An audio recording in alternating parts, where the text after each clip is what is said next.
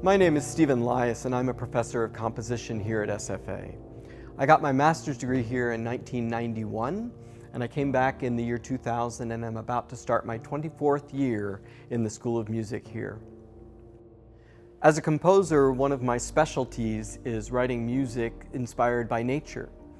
And because of that interest, early on I became aware of the poems of Carl Wilson Baker, a wonderful poet from about 100 years ago, whose poems beautifully capture the magic and the inspiration of wild places and nature and how they relate to our daily life in intimate ways.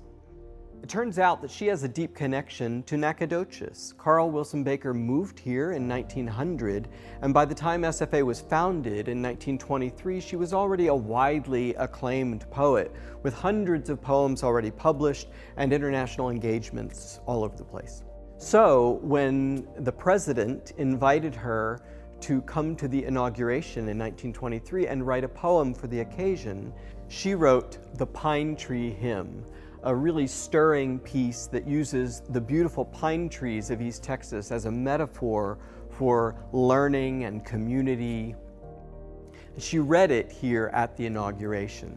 And it was so moving to everyone that Ida Pritchett, the first chair of the music department here, set it to music, and it became SFA's school song and remained that for 25 years. So when I was recently approached to write a new piece of music to celebrate the centennial, of course my mind immediately went back to Carl Wilson Baker. What a perfect opportunity this would be to take some of her poetry, especially the Pine Tree Hymn, and reintroduce it to a new generation. So I went through all of her poems and I selected 4, each of which is a movement of this piece, which is for choir and orchestra. And the first movement is called Nacogdoches Speaks. Imagine if the town could speak to us about what it remembers and all those people who came here long ago as this area was first being settled. She talks about homespun centaurs with their arms of steel and taut heartstrings. Really evocative language. The second movement is called Winter Dusk, and it talks about places that we return to that we've known for many years and sometimes that are associated with painful memories.